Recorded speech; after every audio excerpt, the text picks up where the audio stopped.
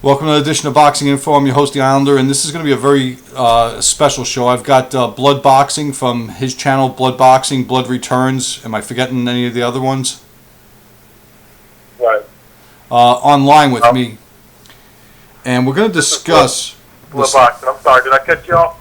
No, go ahead. I mean, 'cause I was trying to remember all your channels. I know you're from BloodBoxing. It was BloodBoxing, and then I had BloodBoxing Returns, but I've got rid of that channel, so now I'm just BloodBoxing. Okay.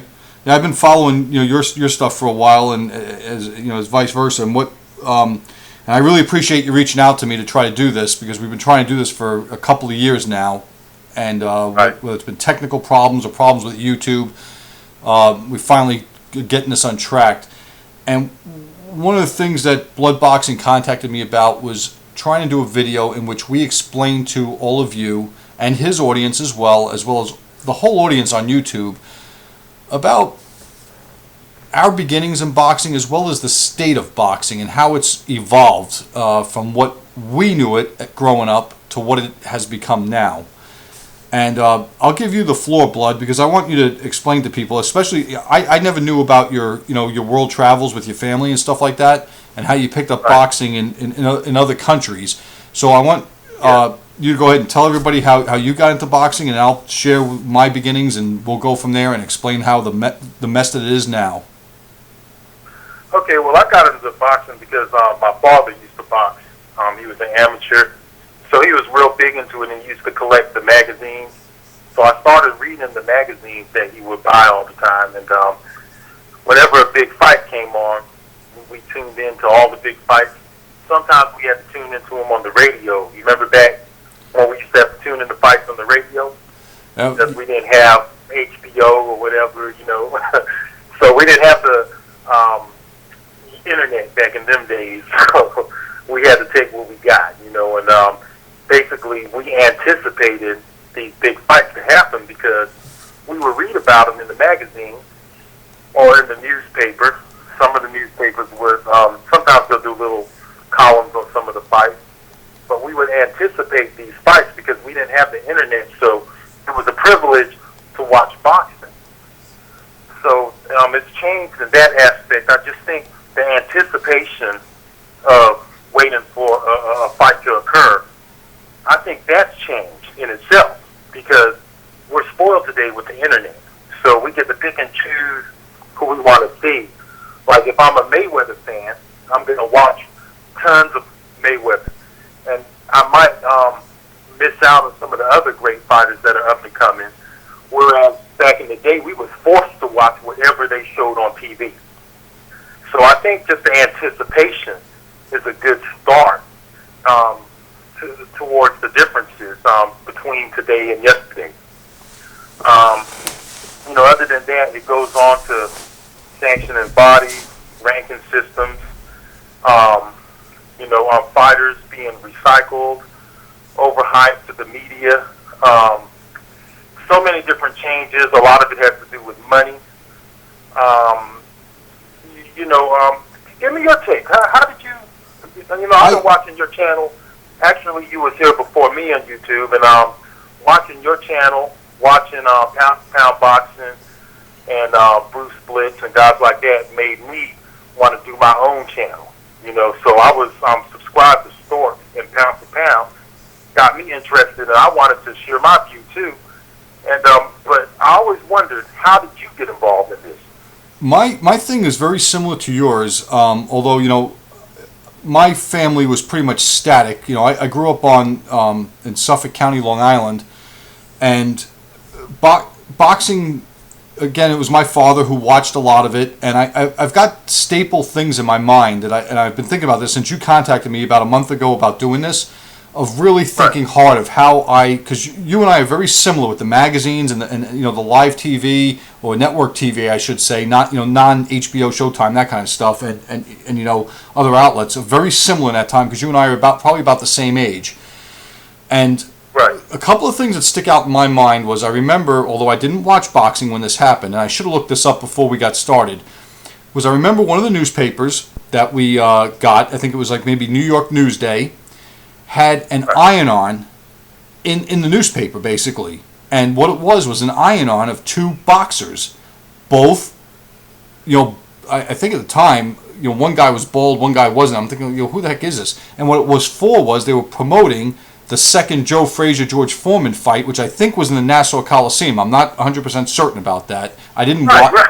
I didn't watch it. I wasn't watching it, but my parents pulled it out of the newspaper and stuck it on a T-shirt for me. Joe Frazier was bald in that fight, right? Yeah. And the thing was, it was also after George Foreman had lost to Ali, and they were trying to both kickstart their careers, and that was the last fight Joe Frazier had for a number of years before he had to come back against Floyd Jumbo Cummings. But the thing is that was one of the first things that was embedded in my mind. The second thing, of course, I had a Muhammad Ali doll at one time, an action figure kind of thing. It was, had the boot, the boxing shoes and the white, the white satin trunks and black trim and gloves and everything. But I didn't watch boxing. It was just more of a novelty sort of thing. Obviously the Rocky movies, which were just absolute fiction, and even I remember. I think I remember watching boxing before I saw the Paul Newman movie of somewhere up there. Somebody up there likes me or loves me or something like that. That Paul Newman played Rocky Graziano. But what ended up happening is I was into baseball and some other sports first. But when you live in the Northeast and about this time of year, which is we're in Halloween right now, through about April, you're usually stuck indoors a lot because the weather's nasty. And one Saturday afternoon, my dad was watching, I don't know, something on it was either ABC or CBS, I don't remember. I saw this guy come to the ring, small guy, he was from Argentina, and at that time we were learning about all kinds of countries in school, and I thought, this South America, this is what somebody looks like from Argentina, blah, blah, blah. Right. And then this other guy comes to the ring with this green belt around his waist. And come to find out, he was from Mexico, and he was the defending champion, and it was the WBC Bantamweight Champion of the World, Lupe Pintor.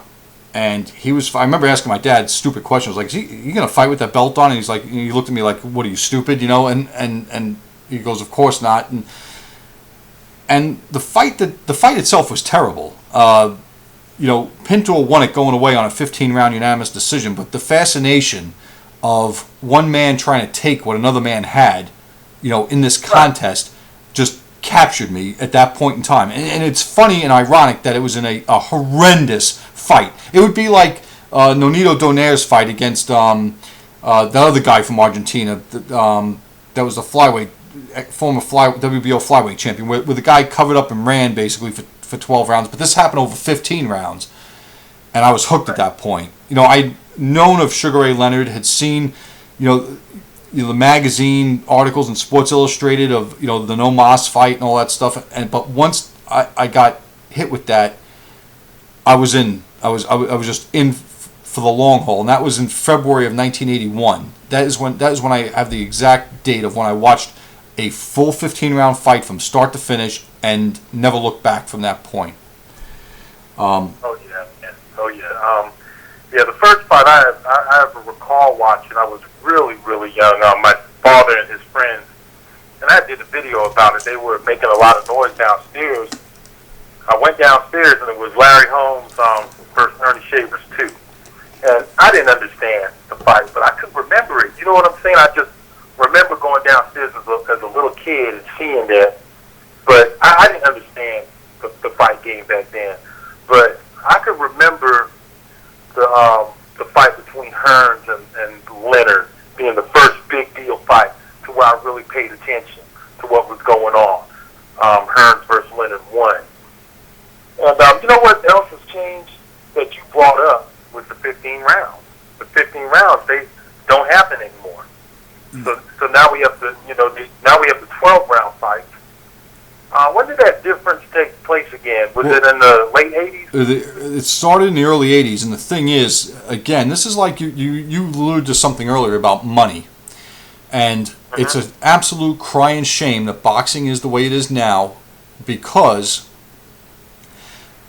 they always use an event, no matter what it is, whether it's a political thing or a political revolution in some country or something. They have to use some type of an event, a tragedy of some sort.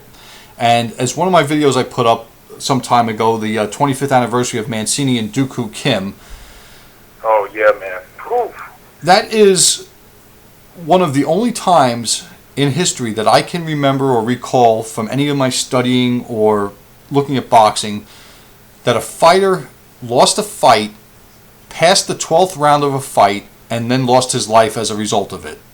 Because previous to that, all the big ones in World Championship boxing history, such as a couple of years earlier, Lupe Pintor against I think it was Johnny Owen from Wales, was a stoppage in the 12th round. The Sugar Ray Robinson versus Jimmy Doyle was an 8th round stoppage. The Sugar Ramos versus the first Davey Moore was another 12th round stoppage. This is the first time it happened on TV that I know of, and it happened in those real championship rounds, which is 13, 14, and 15. That's right. And when this happened, the WBC, who wasn't even sanctioning that fight, it was a WBA fight, decided at the end of that year, which was 1982, that they were no longer going to have 15-round fights. The very last one, as most of you out there remember, was the fourth and final fight between Bobby Chacon and Bazooka Lamone. Was the last WBC 15-round fight. And lucky for Bobby Chacon it was, because he would have lost the fight if it wasn't 15 rounds. Right. But the money thing, getting back to the money thing, I really think it was a money grab, because they figured out that a 12-round fight, which is 12 3-minute rounds, 36 minutes with 12 1-minute rest periods in between, would fit very nicely into a 1-hour program. Right. And what you may remember, and again, getting back to me growing up in the Northeast, is that when, you saying about anticipation, how we, right. Floyd Mayweather, says this, and he's very right in what he says, is that it takes about 6 months to build a pay-per-view fight now. Back then, we were being fed a steady schedule from week to week. The anticipation was, oh wow, Alexis Arguello's fighting next week, and I didn't know about that, and it would go from week to week, basically. I never knew, like 2 months in advance that Eusebio Pedrosa was defending his title on CBS. You follow what I'm saying? Right. It was usually no more than 2 or 3 weeks in advance that I knew about this happening, whether it was because of the lack of not having the internet, the newspapers barely reporting it, or whatever. But money is what forced the fights from going from 15 rounds to 12. And first it was the WBC in 1980, at the end of 1982. Then the WBA followed suit, because they were in direct competition with the WBC in the middle of 1987. So basically 5 years transpired. And then the IBF followed suit in 1988. So actually the different sanctioning bodies, they changed the ruling different time periods, you're telling me. Right. It was January 1st, 1983 was from then on it was the WBC with 12-round fights. Sometime around October or November of 1987 is when the WBA changed their fights. And the only reason why I know this, I remember Virgil Hill fighting Luis Acares in defense of his title in France. It was a 12-round fight. I think it was the same day that Julio Cesar Chavez challenged Edwin Rosario, and that was a 12-round fight. But right. I believe, and I'd have to look this up to be certain, that when Virgil Hill won his WBA light heavyweight title from Leslie Stewart, I believe that was a 15-round fight, or it was scheduled to be a 15-round fight. And in between him winning the title and making his first defense is when the WBA changed to a 12-round. Right. With that said, because I remember it slowly going on. I remember seeing less and less 15-round fights. Right. As time went on, and the last 15-round fights I could remember seeing, I knew it was either mid to late 80s. I couldn't figure it out, but that's the first I ever knew that they changed the rules. The sanctioning bodies changed the rules at different times. I never did know that. That's interesting. Well, it was all because of TV. Because remember, at that time, most World Championship fights were shown on network TV, whether it be ABC, CBS, and NBC. ESPN had gotten in on a few of them, and even the USA Network occasionally showed a few. Man, Tuesday Night Fight. Case in point, R.I.P. I know that was. I mean, you think of the quality that went through that network. It was unbelievable. Calvin Grove fought I don't know how many times, in either winning or in defense of the IBF featherweight title, and I believe somebody told me. I don't know this for a fact, but I think I looked it up and confirmed it, that Calvin Grove's fight against Jorge Paez, the first fight, was the last 15-round sanctioned title fight ever. And it was for an IBF featherweight title. Something else, man. What a wild character he was. Yeah, I mean I think that was in early 1988, if I'm not mistaken, to mid 1980. Because I remember when Tony Lopez fought Rocky Lockridge, and Rocky Lockridge lost his title. That fight was a 12-round fight, and if it was a 15-round fight, Rocky Lockridge would have probably knocked him out. I remember that clearly in the summer of 1988. But I got a real quick question for you. Okay. Okay, I just recently heard that that they're gonna be for this Pacquiao Marquez fight, they're gonna create a belt now. I forgot what it's called. The champion, the fighter of the decade belt. So they're creating a new belt now for this fight. And I want to just get into this. This just brings up the importance of having a belt. That has diminished with all the different sanctioning bodies, all the politics involved, because, it started with the WBA to the WBC to the IBF to the WBO. And you remember when we would see in these magazines, we would see the different sanctioning bodies. And at the time, there was, for a long time, it was only two. It was only the WBA and WBC. Then, as time went on, the IBF came on. Then the WBO came on. And these new sanctioning bodies was the result of guys who couldn't get along. And they'll branch off because of money disputes. And don't you think that all of these politics has diminished the power of the belt? Oh, the belts mean nothing, and a perfect example of this is, they don't even, and this goes back to, again, the fights being 12 rounds instead of 15, because if you remember back, way when in the early 80s, when Sugar Ray Leonard was in his prime, before he retired, I guess the second or third time with the retina, that, Donald Curry at one time had the NABF welterweight title, okay, moving up, basically moving up through the ranks. He beat Bruce Finch, knocked him out for the NABF title, and Marlon Starling had the USBA welterweight title. The two of those guys fought each other basically in sort of a sense a unification fight when Sugar Ray Leonard was the undisputed welterweight champion of the world, and eventually what that spurned was Donald Curry got a shot at one of Leonard's vacant titles, and Marlon Starling got left out in the cold.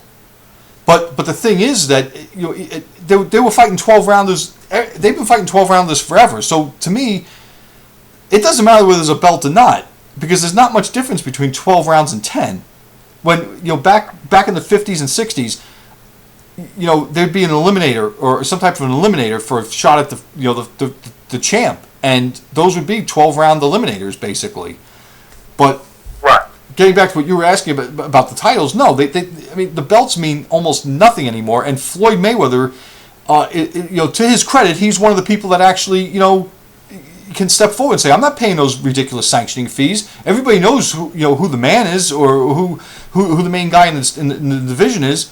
Like when he fought Shane Mosley, didn't Shane Mosley have the WBA strap? And he said, I ain't paying that. And basically the belt wasn't even online. It was declared vacant. And going back a little bit to my roots in boxing. I remember the first fight I watched all the way through. The first magazine I ever got off the newsstand was a Ring magazine with Matthew Saad Muhammad on the cover. Oh man, I love Matthew Saad Muhammad. And it was a story about him, and it was right before he lost his titles to Dwight Braxton at the time. Yes. In the middle of that magazine, it was all newspaper type feel to the pages of the magazine, but in the middle was a glossy spread, and that had the rankings. It was sponsored by Budweiser. It was. Oh, it was like a newspaper style magazine you're talking about? Yeah. Well, the Ring magazine was like newspaper material. The pages itself was like newspaper pages, like that I wouldn't call it abrasive, but that same feel you get on your fingertips from rubbing newspaper. You know, the ink would rub off on your fingers if you touched it long enough. Yeah. But the middle of it was glossy, and that's where the rankings were. And they probably still do it like this. I don't pick up the magazines anymore. It was white with a red border, and it was Budweiser. And you know, right now we're looking at 17 weight divisions and 4 world titles per division. Back then, I know they ranked the heavyweights, the light heavyweights, the middleweights, the junior middleweights, the welterweights, the junior welterweights, the lightweights, the junior lightweights, the featherweights, the junior featherweights, the bantamweights, and the flyweights, which was 12 divisions. Right. There was Ring Magazine recognized the champion in each division, unless the title was, I don't even think they had vacant titles back then, but and that person's name was in bold above everybody else in the division. But next to that person's name was either 1 star or 2 stars. 1 star denoted that you were the WBA champion. 2 stars denoted you were the WBC champion. Marvin Hagler didn't have any. He was the only undisputed champion at that time. Because that was prior to Sugar Ray Leonard fighting Tommy Hearns. Right. After that person's name in bold, it had like numbers 1 through 5 or 10 in most divisions, and then like, you know, a bunch of like not as bold names grouped in a whole bunch, ranked like 11 through 20 or 15 underneath. So to give you an example, at that time, most guys whose names were in bold were WBC champions. Example, Larry Holmes. Example, Matthew Saad Muhammad. Right. I think Sugar Ray Leonard was at the top as the WBC champion. Tommy Hearns was like ranked number 1, and he had 1 star for the WBA title. Aaron Pryor was one of the exceptions, along with I think Ayub Kaluli, who were the WBA champions that were listed by Ring as the champions of the division, as well as Jeff Chandler. Okay, yeah. So that's my recollection. There was really no dispute in who the champion was back then. I mean, nobody ever thought that Saul Manby was the junior welterweight champion with Aaron Pryor there. Right. Nobody ever thought that Sean O'Grady or Hilma Kenty was the lightweight champion with Alexis Arguello on top of the rankings. Right. Every now and then we would have some that you would wonder, because I know for a long time I was wondering about Virgil Hill and Prince Charles Williams, because you remember they both had straps for a while. Oh yeah. And I was kind of confused as to who the champion was. I remember thinking that at one time. My thinking, and again, this goes. I've had this conversation, with my audience about lineage, and what happens when it's broken. It can either be, made from, from the beginning of time, or it can be carried on forever, or made by somebody. For instance, the heavyweight division in the 1980s, it was kind of fractured. Larry Holmes pretty much was the linear heavyweight champion after he beat Muhammad Ali. There was, it was a long line of succession. But when he gave up, there's for instance of a guy who fought a 12-round WBC, title fight, and then gave up his WBC belt, and was automatically recognized by the IBF. Which gave. But this is just another sanctioning body coming in now. But the thing is, they had legitimacy because they do differently. They kept on fighting 15-round fights like the WBA did. Right. And they they didn't just declare a title vacant in every division like the WBO and other organizations do now. They said, Larry Holmes, you're our champion. Marvin Hagler, automatically you're our champion. We're not gonna have no fight off. I think they did the same thing with Donald Curry. There was and Aaron Pryor, as a matter of fact. They just said, I don't know if he came out of retirement or what the deal was. They said, you're our world champion. And they had legitimacy by recognizing those fighters. Right. But I kind of lost my train of thought with the rankings again with the boxers. But the rankings were different. They were way different back then. Like, for what I remember a lot of the magazines having that they would recognize the WBC, the WBA, and the IBF, and then towards the early 90s, I started seeing the WBO. They'll have those listings in the magazine. I can't remember if it was KO or the Big Book of Boxing, But they would have the major sanctioning bodies rankings, and then they would have their magazine rankings. Yeah, which only have 10 guys per division. Right. And, yeah, like you were saying, and then sometimes they would have a vacant, but if they had a vacant belt back then, it was only because it was a clear. It was clear that there was only two guys that they were picking between, and usually they would make these fights happen. Sometimes it would not occur, but usually these fights would take place. That's why I have a problem with two guys being at the top for 6 years or something, and they don't fight each other, being compared to fighters who actually took risks. That just, the politics has changed boxing. Right. Sanctioning body has changed boxing. They've watered down the belt with the sanctioning body, and it's basically because people want to get paid, and because people want to get paid, we're suffering as fight fans, and it's making a lot of us, not follow boxing as much as we used to. We're not supporting it because we're not getting what we want to see, especially those of us who watch boxing growing up. Any time before the 1990s, we saw a different fight game when we were growing up. So it's hard for me to understand why the fights that we really want to see happen are not happening now. I do know what it's all about, but at the same time, don't disrespect the fighters of yesterday and compare them to the fighters of today when the politics is so different. They're not taking the test that these fighters of yesterday took. They're not taking the challenges. Oh no, I agree 100% with that. And it's hard to say who the top guy in each division is. Well, I want to play devil's advocate with you for a second, because I've had this argument with many people on my my videos and my channel comments, and they would say, all right, when Sugar Ray Robinson or Kid Gavilan, and a little side note, another thing we're going to talk about, do we have the right to talk about fighters before our time? And the answer to that is... Oh, yeah. That's another one I hear. The answer is hell yes. If you've watched as many fights as you have, or as many fights I've watched on 8mm film of Sugar Ray Robinson taking a tour of Europe, fighting a bunch of nobodies, and seeing his skills, absolutely on display, or watching the Pep Sadler fights on 8mm film, I think we have a right to talk about them. Yeah, me too. I mean, not just going and searching YouTube for video clips that somebody put film up there. I'm talking about actually using a projector and watching them. That's right.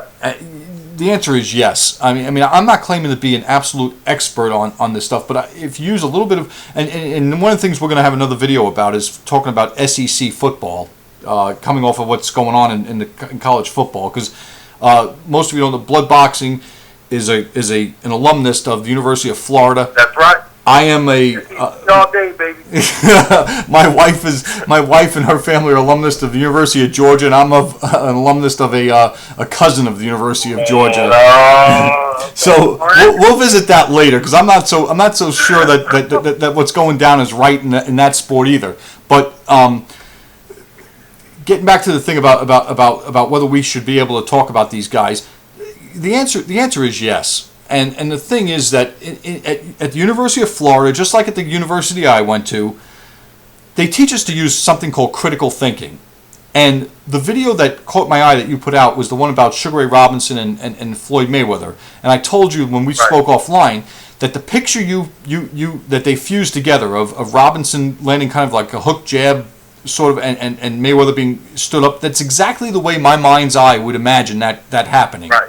Told me that. I mean, and the thing about it is that I'm not going to disrespect any of the fighters today, but when you use a tiny bit of critical thinking and say somebody like Sugar Ray Robinson or Carmine Basilio or Archie Moore or Ezzard Charles or Kid Gavilan, or you just go down the list. All of them, Willie Pep. I mean, all these guys.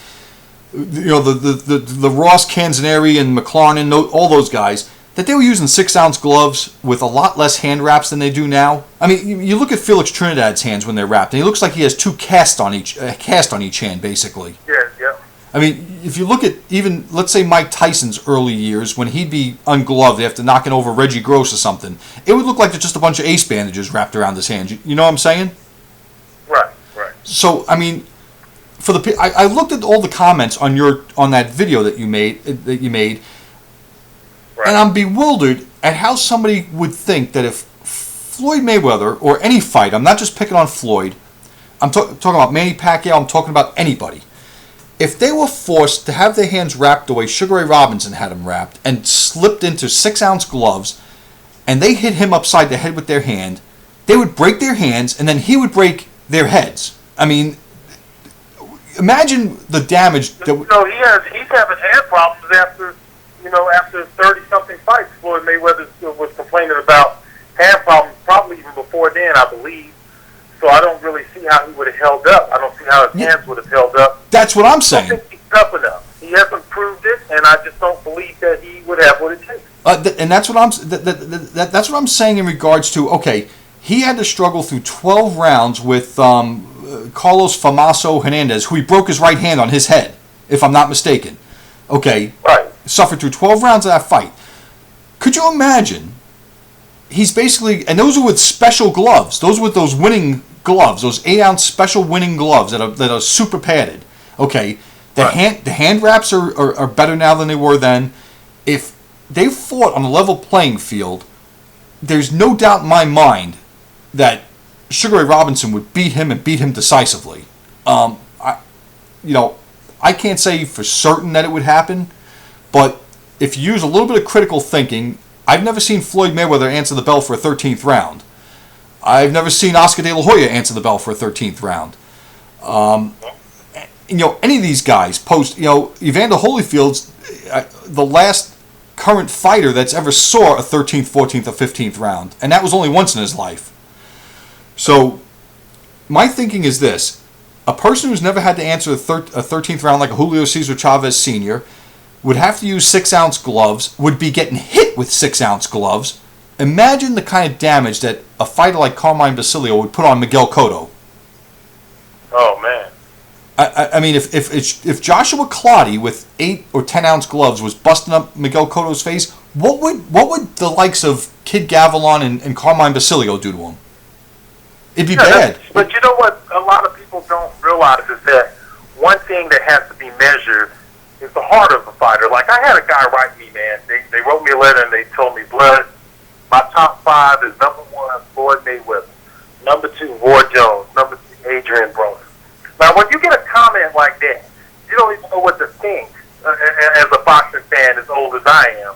When somebody told me that their all-time number 3 great was Adrian Broner, when I responded to him and asked, why Adrian Broner is your 3rd? And he wrote me back and he said, because of the skills. Like, people do not understand that. They look at the way these guys look with the shoulder roll. You already have guys saying that Adrian Broner is an all-time great. But they fail to realize that it depends on who you put those skills on display against. If you're not putting your skills on display against the best fighters in the division, then, you're going to look good. Yeah, my thing is this. I just don't get it. I don't get this skill thing. I don't. You have to have the rest. You have to. You could only assess those skills compared to what was put, who they fought. So you have to look at the resume. The resume holds some weight. You wanted to ask me about Roy Jones Jr. This would be a good segue to do that. What did you want my opinion on Roy Jones Jr.? Oh, Roy Jones Jr. You're saying, did I ask you a question? One of the things you want to know was about, I guess when you wrote me, was about about his place. I asked you what you think about him continuing to fight, and do you think that this is contributing towards his legacy? Like, do you think he's damaging his legacy by continuing to fight? I think that's what I had asked you. I make a lot of people mad with my answer to this, and I don't know why. Because I'm trying to look at this as pragmatic as I can. Right. I'm one of the very few people who can look at Roy Jones's career and say that from the John Ruiz fight back to his pro debut was one career. From the first Antonio Tarver fight to now is a whole nother story. And this goes back just a few months ago to when Chad Dawson fought Andre Ward, where Chad Dawson came down in weight. Well, Prince Charles Williams was a killer light heavyweight, like you were saying. And on paper, it looked like his fight against James Toney was going to be like, a 50-50. We hit him. And yeah, I mean, that was a wipeout. We went on. That was crazy. But do you see that there is documented proof now, just going back 15, 20 years, that this doesn't work. Right. That this doesn't work. It's not a good idea. You have Prince Charles Williams, who is a hell of a top 10, top 5 pound-for-pound fighter in the world, moves down in weight from 175 to 168 and gets absolutely dominated, knocked out by James Toney. Okay, dominated. Then you've got Chad Dawson, who, again, both of them are top 10 pound-for-pound fighters, and Andre Ward, and he gets dominated. I mean, same way, dominated. You got the Chris Bird thing. He goes up to heavyweight, he comes back down. Oh, yeah. And that was even worse. And then you've got Roy Jones, who goes up to heavyweight, comes back down. All right, he's never not in good shape, but I think that once you do that, I've heard boxing writers and maybe read Paul Williams could be put in there too.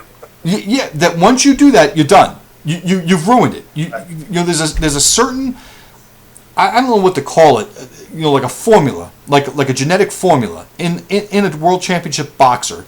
It's just absolutely perfection, okay? Which is what he had. Meldrick Taylor had it before he went in with Julio Cesar Chavez. Once it's beaten out of you, it's gone. It's over. And that is what happened to him by doing that John Ruiz thing. Yeah. In my regards, in my mind, it doesn't hurt his legacy. To the many masses who can't separate his career before Ruiz and then after Ruiz, yes, it will hurt his career. But he's a first ballot Hall of Famer, bar none. Yeah. I believe he is one of the probably top 20 fighters of all time. It's not his fault that he railroaded the competition like he did, because if you look at his resume, and people say he fought nobody, and even top announcers, he fought a guy named Jorge Castro who won over 100 fights and eventually became a world champion for one fight, and was a very and basically won every round off the guy. I mean, he just dominated at such a rate that you can't really, even more so than somebody like Pernell Whitaker. I mean, because he was not only dominating him by winning every round, he was knocking him out too. A lot of people are going to be pushed back by this, but no, I mean, I ignore basically the Tarver one onward. His career to me was, pro debut to John Ruiz. Once he made that move, it was over. I mean, he either had to stay at heavyweight or what's happened. And it's going to happen to every fighter, for that matter. See, the thing is that people are real quick to forget, like he says in the song, y'all must have forgot. Well, people are quick to forget what he did when he's taking the knockout losses that he's taken as of recent, and they're quick to question his legacy and say, well, he never fought John Clinton. Well, he never fought Nigel Benn. They'll start naming and looking for stuff. And that's what happens when you stay around too long. Well, I say this is that anything they can. Was there more money and more risk in fighting James Toney than Nigel Benn or Chris Eubank or Gerald McClellan? And I think there was. Yeah, me too. I mean, was there more in Bernard Hopkins? People will do. They'll try to say, I wonder if he would have fought one of those big punchers, and they try to say, he never had a chance. But I think Roy Jones pretty much he fought the top guys in his division when he was at middleweight. He pretty much let everyone know he was the man there. At super middleweight, he did the same thing, and he accomplished that at light heavyweight too. Yeah, I think at light heavyweight, you look at weaker link at heavyweight, but he established himself as the man in those three divisions, hands down. No, they were trying, even after he fought John Ruiz, they were trying hard to make a fight with him and Holyfield and him and Tyson, and they couldn't get the money right, they couldn't get the date right, they couldn't get something right. That those guys didn't want to get embarrassed by him, basically. And if he would have been able to make those fights, I don't think he would have rode off into the sunset, but I don't think he would have had any motivation to move back down to 175 and fight Tarver. You follow what I'm saying? Right. I mean,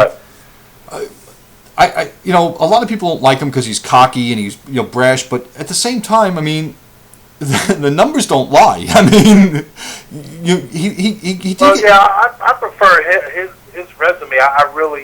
I can't argue his resume that much. I mean, he really did establish himself in those three divisions, whereas a lot of fighters that are media hype today are not really establishing themselves, and they're getting more credit than even fighters who were greater than them. They're getting more credit, and I just think it's unfair.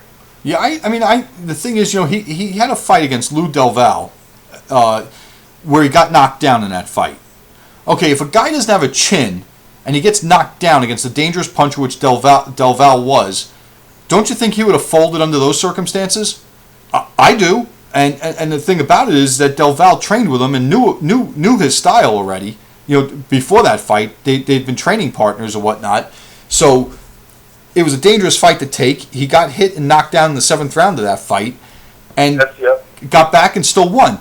My point to that is that the effect of going to heavyweight and coming back down basically, you know, weakened his whole body. It disappeared at that point. It was taken away from him. That's yeah. He's never been the same, man. No. He's going that down. All right. So we segue to that now. Here's the main topic that we're going to talk about: the state of boxing. The state of boxing versus the sport of boxing. Right. I don't feel it is a sport of boxing anymore. I feel it's a business. It's a corporate business. It's a multi-corporation business is what it is. And I don't feel that this is any... Let me give you what I mean about this, and you could tell me what you think. Okay. I think that these guys, like Bob Arum and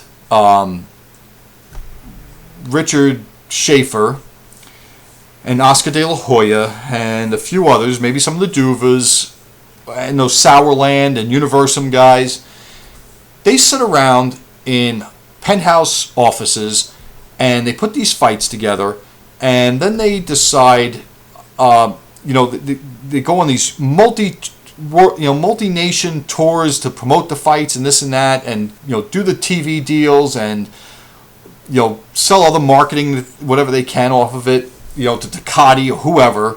It's a big business. The fight itself kind of gets in the way of all this business. It's kind of like a necessary evil to these guys. The fight has to happen, otherwise all this other stuff doesn't happen. But really, and pardon me saying this, I think those guys get their rocks off by just the 6 months that lead up to a fight, basically, by all the the media exposure they get, the whirlwind tours they take to hype and promote these fights with the fighters and stuff like that. That really the sport of boxing to them gets in the way of the business of boxing, because really what it is, it's a business now. It's no longer the sport that we grew up with. It just isn't, and that's my 2 cents about that. And you can add what you want or dispute that any way you like, but that's my gut feeling on it. Dispute that in any way. There's no possible way I could dispute that. I agree 100%. It's a business now, and it starts with the sanctioning bodies. I'm creating all these belts. It started as far back as the WBC branching off from the WBA, the guys who, was working with the WBA, and it started with the sanctioning bodies and the promoters, of course. They play into it, and now one thing that I tried to do some research on, and you might be able to point me in the right direction, but I don't know when it happened when these networks, TV such as HBO, I can remember HBO far back, in the early 80s. But I don't remember when these network TVs would, maybe it happened with Leonard, where they signed these fighters to exclusive deals. You know what I'm saying? HBO, I know they had Sugar Ray Leonard, who seemed to be their star guy. They brought him on as a commentator when he was still an active fighter. But I don't know when they decided to put their hand in the pot also. So now you have them, you have the managers, and then you also have the fact that most of the guys who are getting taken advantage of are these undereducated guys who are from low poverty families who end up broke after they're done, and everyone else gets rich, such as Freddie Roach. I think he shitted all over Marlon Starlin. Yeah, it's just, a lot of people get taken advantage of, man, and I don't really, I'm going a million different ways with this, but back to what I was saying in the beginning, when did the network TVs come into it? Because they got their hand in the pot too. Well, the way it is, and the way it was explained to me, I'll cover a couple of things. The sanctioning bodies, it used to be, it was very simple back in the old days, and when I say the old days, before you and I were born. Well, like when our dads were growing up. Basically, there was like a National Boxing Commission, and I think, for lack of a better term, they called it the NBA before the National Basketball Association was that big. Sure did. All right, and generally, it was the NBA. When somebody was recognized as the NBA champion, they were recognized as the world champion unless a certain state, such as New York, because there used to be like the New York champions or something like that, recognized. But usually those guys would fight each other, and that dispute would go away. Then you had the European champion, and later on in the 60s and the 70s, there became like an organization called the OPBF, which is, I think, the Oriental Pacific Boxing Federation. But usually when a person fought to that level, like Dooku Kim, they eventually got a shot at the world title. And the same thing with the European and the British Commonwealth champion. Well, the NBA became the WBA. And it was, of course, I think, based somewhere else. When I got into boxing, it was based in Panama, and then the guy who ran it died, and it's been in Venezuela ever since. The WBC splintered off when I believe both British and Mexican fighters felt they weren't getting a fair shake by the WBA. And the WBC now, according to Harold Letterman, has more countries paying them to rank their fighters. That's how these organizations exist. A nation like, just say Ghana, for instance, may only pay the WBC to rank their fighters. Because if you look, certain times over history, like, you'd never see a fighter from Indonesia fighting for a WBC or a WBA title back in the 80s or the 80s or the early 90s. They only paid the IBF. Because what in your mind, what do you think was happening? The IBF was undercutting the other two organizations in sanctioning fees or ranking fees. So it was easy to get a country that wasn't paying anybody to pay them. But according to Harold Letterman, the WBC has over 200 nations paying them to rank their fighters. Now, it's not exclusive. Like the United States pays all the organizations to rank the fighters, basically. But the WBC splintered off and existed because of grievances by the United Kingdom and Mexico. And lo and behold, it has been a powerfully based Mexican organization for as long as I can remember now. Right. The IBF came into existence because a guy named Bob Lee, not the general from the Civil War, but Bob Lee from New Jersey, was an executive at the WBA. And he was in line, I think, to get the job as the, I guess for lack of a better term, the CEO when the guy from, I think it was, I don't know if it was Gilberto Mendoza, who's now the president, or it was the guy before him that was from Panama that died. Right. He was in line to get that. Right, and they gave it to the guy from Venezuela, and Bob Lee got pissed off, and he created the IBF based in New Jersey, which was going to be the end-all, be-all to human existence because it was the only American organization now. That's right. And then, lo and behold, in 1988, or late 87, I think into 1988, a group of, I don't know if it was a conglomerate or a managerial group in Puerto Rico, felt that they were being slighted by the WBA. That's right. And with the WBO. Then the WBO was born. So it's always when somebody else isn't getting what they want. It's almost like I have this argument about religion to people. That, growing up as a, basically in a mixed family, being practicing or baptized Catholic, that when you learn in school about all these splinters off the Catholic Church, starting with the Lutheran Church, and then every one of these Protestant, every time somebody was wronged or wasn't given a divorce or whatever, a new church got started. And it's the same thing in boxing. Whenever somebody had a grievance, they'd start a new organization. So, I mean, that's what that's all about. And like to you and to me and to Floyd Mayweather and to Manny Pacquiao, it don't mean nothing anymore. Those organizations don't really mean anything. For a while, they were trying to get the ring belt to mean something. All right, that was that part of it. The TV networks now. Way back, since TV came into existence in the 1950s, there were I guess, powerful sponsors, whether it was Gillette or Budweiser or Schlitz or whoever it was, bought basically advertising, and that's what paid for the network to air boxing. Well, coming to the 80s, as you well remember, when a fight was so big, it couldn't be on regular TV because they couldn't sell enough advertising to pay the fighters to be on TV. Yes. Like Sugar Ray Leonard versus Tommy Hearns, or Sugar Ray Leonard versus Roberto Duran both times, or Muhammad Ali and Larry Holmes. They had to go to closed circuit TV. Closed circuit, yeah. Right, where they made most of the money off the live gate and most of the money off of movie theaters and racetracks around the country, selling like $25 to $35 admission fee to go see this fight on a movie screen, basically. Yes, I remember that, man. I remember. Well, HBO was nowhere near into boxing the way they are now. As a matter of fact, you used to go months without a card on HBO, and I wouldn't even say a card. It was one fight, basically, over the course of a 3-hour block of programming where they did an excellent job of giving you the background on both the champion and the challenger. I learned more about Argentina by watching Marvin Hagler fight Juan Roldan when they sent a crew to Argentina to do the background on Juan Domingo Roldan. Right, yes. But the thing is, only very special fighters got to fight on HBO. Larry Holmes was one of them. Muhammad Ali was one of them. Right. Marvin Hagler was one of them, and it wasn't even all the time because he fought on HBO, and then the next thing you know, he'd be fighting on ABC or CBS or something. Yeah, he sure did. And then I guess that's what I was saying. That's why I'm kind of confused because when was it that they had to sign these exclusive deals with HBO? Because you had like Marvin Hagler, for instance, who would fight sometimes on HBO, and sometimes he wasn't fighting on HBO. From what I can remember, Holmes fought a lot of his fights on HBO. I'm just trying to go off of my memory here. I think I don't know if he had a Donald Curry. I saw him. Donald Curry's a good example. Donald Curry would fight on HBO, and then he would go to his next fight, which wasn't always on HBO. So he must not have an exclusive. That's what I'm confused about. I'll tell you where I think it started. I don't know this for a fact.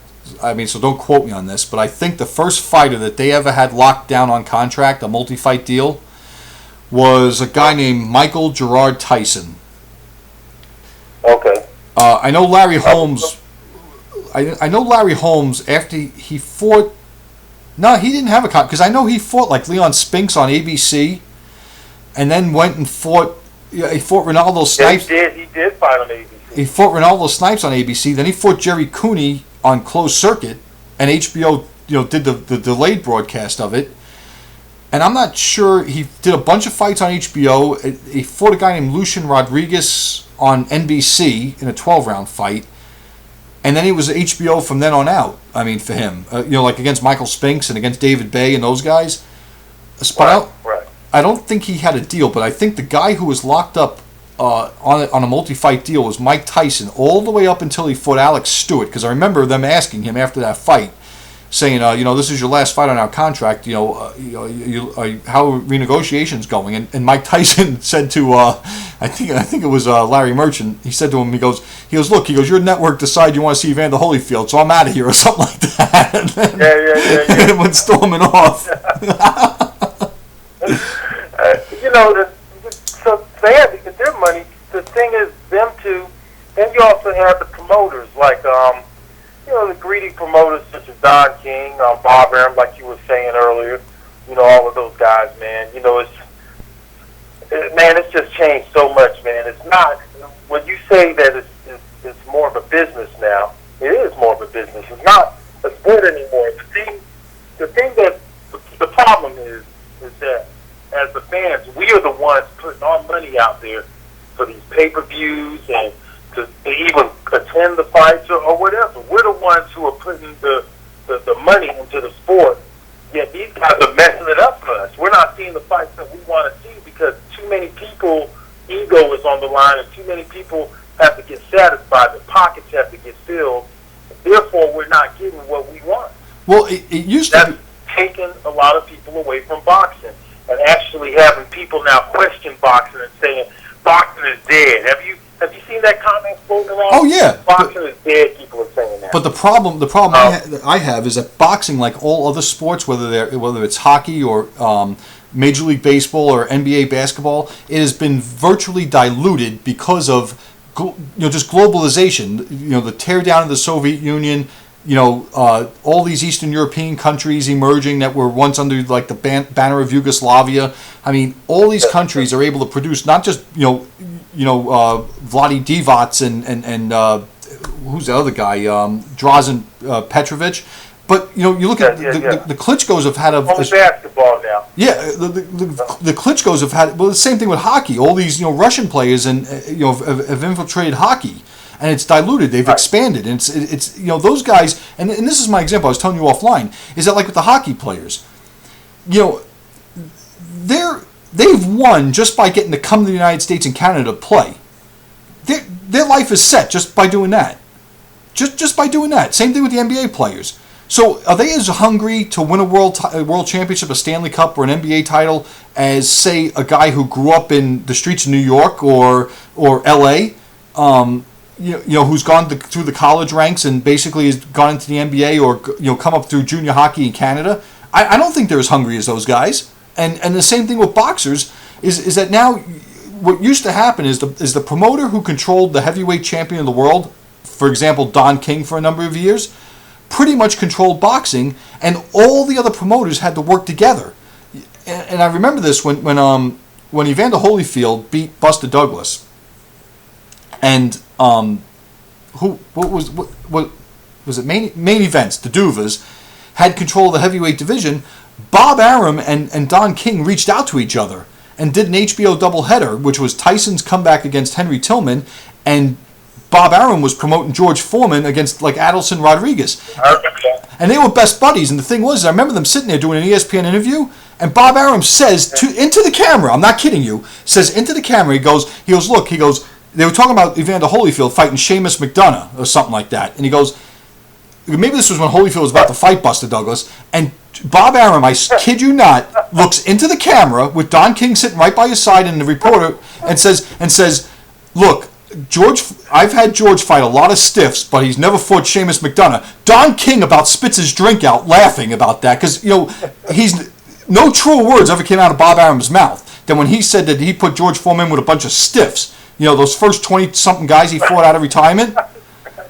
I mean, they look like all the guys Mike Tyson fought coming up, And right. And the thing is, Don King's laughing uncontrollably while this interview is going on. Because the two of them had to join forces to do something because their power had been taken away. And right now, because of the globalization of the sports, Europe has control of the heavyweight division with the Klitschko's. So what's Bob Arum and Golden Boy doing? They're fighting over the next Sugar Ray Leonard or the next Oscar De La Hoya, the non-heavyweight commodity. And Bob Arum has nailed down Pacquiao. De La Hoya had himself, and now he's trying to rope in Mayweather.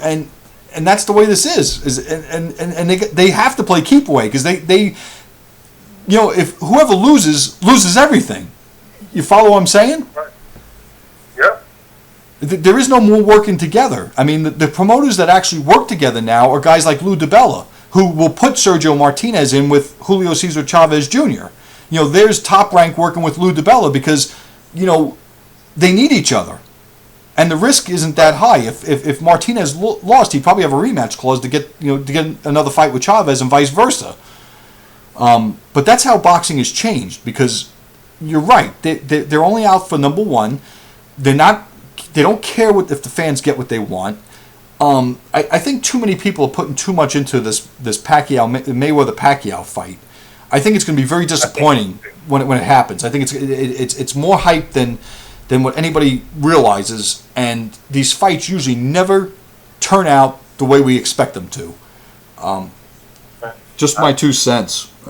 I mean, I'd like to hear what you have to say about that because I know you're disgruntled just like me. Yeah, I feel the same way as you do. For years, we've sat around and we're waiting for this fight to occur. It's not happened yet, and the longer we wait, it loses interest because these guys are doing nothing but getting older. People are still saying that Mayweather is the top pound-for-pound fighter, yet he has not proved himself in years. He's older now. He's going to be 36 when he steps in the ring again, if he's even that young when he steps in the ring again. I'm not really sure if he's still the pound-for-pound number one king. At this point, I really wouldn't even care if Floyd Mayweather and Pacquiao retired after this. I really wouldn't care. I think I would just like to see some of these young fighters fight each other. I like this Adrian Broner DeMarco fight. You know, I like fights like that. You know, I like to see some of these young fighters get in there with each other and take the sport back, man, and give us the fights we want to see. right. I'm tired of all this media garbage. Let's see who the best fighters are. For years, they've been telling us it's these two guys who won't even fight each other.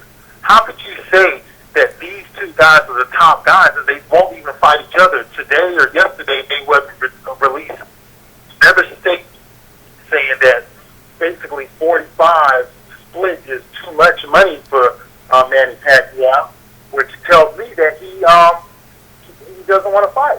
Okay. Tell you what I'm gonna do. I'm gonna answer that. Let's cut this video off right now. We'll do it in a second segment because it's coming up on like about 900 megabyte file and it's gonna take forever to upload it. So hold that thought. Okay. Folks, we'll be back in part 2.